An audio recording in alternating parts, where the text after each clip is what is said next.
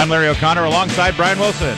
Joining us now on the line is Joe diGenova, our legal analyst. And what better day to have Joe? I can't think of a better day because we've got a ruling from a judge that says that the gun laws in the District of Columbia that say you cannot carry a gun outside your home have been ruled in a pretty strongly stated ruling that it's unconstitutional, that you cannot ban people from carrying guns in the District of Columbia. Joe diGenova is on the line. Joe, yes. So should the people who live, let's say, in Virginia or Maryland, or if you have a legally registered gun in the District of Columbia, I guess there's nothing that would stop you from packing heat today. Well, the judge issued an injunction against the enforcement of the D.C. law, ordering the police chief, the mayor, and anyone who has any responsibilities under it to cease and desist, and declared the law unconstitutional and unenforceable. So as of Saturday, you can carry in the district either as a district resident or from anywhere in the United States.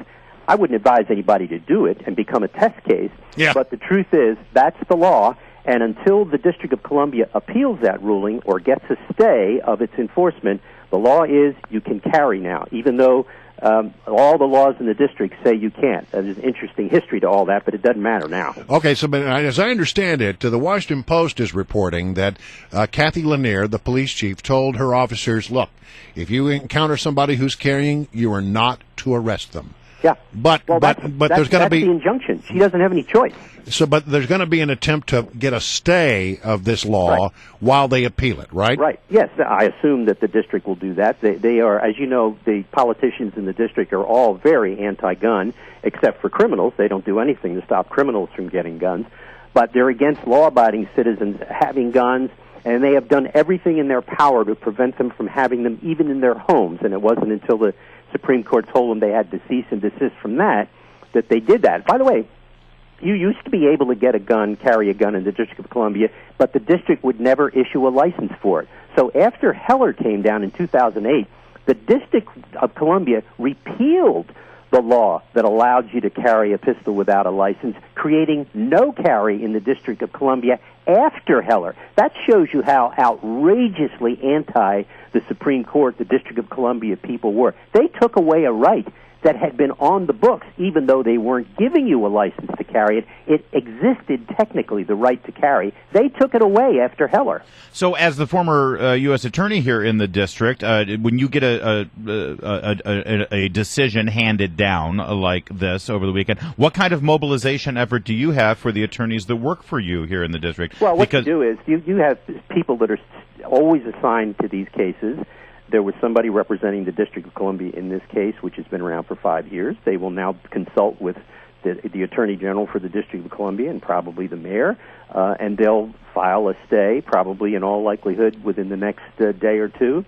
And they'll wait and they'll see if he grants it. He may not grant it because it's a constitutional right, and which he says is now completely enforceable, and they may have to go to the D.C. Circuit to get a stay pending their appeal. Well, I mean, the language is really strongly written by this judge, Judge Scullins. He says it enjoins the defendants from enforcing the home limitations of D.C. firearm laws unless and until such time as the District of Columbia adopts a licensing mechanism consistent with constitutional standards. Right. It sounds like this judge has got his mind made up. Well, he not only has it made up, he wrote it down and issued it. I was a U.S. attorney with Fred Scullin. We were both appointed by President Reagan. He was the U.S. attorney in Syracuse, and then he became a federal judge back in the 1980s, and he's been sitting ever since. He's now a senior judge in Syracuse, and he was sitting by designation down here. Judges frequently sit all over the country to help with backlogs, and that's what he was doing here. This ruling is complete and unalterable. It says that the onerous restrictions on registration that the district adopted after Heller are completely inconsistent with the Heller ruling and are designed purposely to prevent people from owning guns, even in their homes, and taking them and carrying them. So he says, and a bunch of other federal appellate courts agree with him, that the right to own a gun and have it includes in the Second Amendment the right to carry it. If you can't carry it, you can't defend yourself. So remember, in the district, your gun, when you don't have it in your hand in your house to defend yourself, has to be under lock and key, needs a trigger lock, can't be accessible, which means that its value as a weapon of self-defense is utterly useless.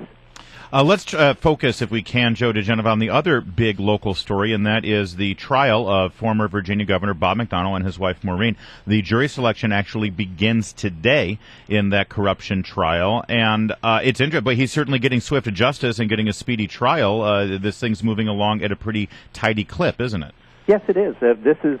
They're going to go to. They always go to trial pretty fast in the Eastern District of Virginia, which is, as you know, historically called the Rocket Docket. This trial is going to be about character. The governor and his wife have given a list of character witnesses that they intend to call, and the judge is going to allow them to call a fairly large number for each of them in this case. It's an ugly case. It's a case full of all sorts of ugly things and personal shortcomings by the governor and his wife. I don't personally believe that there were crimes committed. I think they've stretched the federal law. The prosecutors over there have stretched the federal law beyond its natural and proper meaning, but that's what they're allowed to do. Well, and because of that, and because they've stretched this, is it fair? And obviously, he's going to have his day in court, and we'll wait to see what the decision, how the decision comes down from the jury. But if he is acquitted on this, is it fair to say that the U.S. attorney here was more politically motivated than actually worrying about the laws of the land with regard to political corruption? It's easy to say that, but I don't think so. I think what's probably more so that this was overactive federal enforcement, people trying to show that they can do anything, especially if it's a governor. I think the governor and his wife provided the U.S. attorney with ample reason to investigate by the way they conducted their personal and political lives. I think they did some very stupid things, some things which invited scrutiny, but I don't think any of it violates federal law. In fact, we know as a matter of law that it did not violate state law. Well, I mean, they've been cleared by the Ethics Commission and by the state attorney general, by the local county attorneys. So the reason the feds are pursuing this escapes me. I'm not going to accuse the U.S. attorney in the Eastern District of being political, but the reason for pursuing this is pretty shaky. Well, I've heard that the sort of the backup plan is if they can't get a conviction on the things that you've listed there, that they still have one count in which they apparently did not spell all this out in a banking document of some kind. That's correct. They're alleging bank fraud where they failed to disclose certain loans and other things.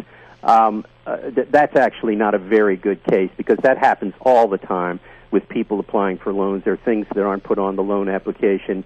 We're all familiar with that, and most of the people in the jury are familiar with bank loan applications.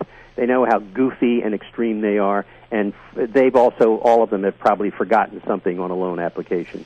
All right, Joe diGenova, always good to have you, especially on a day like this. And, thanks a lot, Joe. We'll be excited to see Joe walking around Washington with his packing heat firearm I there. have my Beretta with me today, which, by the way, as you know, the Beretta is leaving Maryland thanks to Mike Miller and all the clowns in the state legislature. That's right. All right, well, make sure you tweet out a selfie of you with your, I want to see you packing openly carrying your Beretta. That's right. Right at my law office in D.C.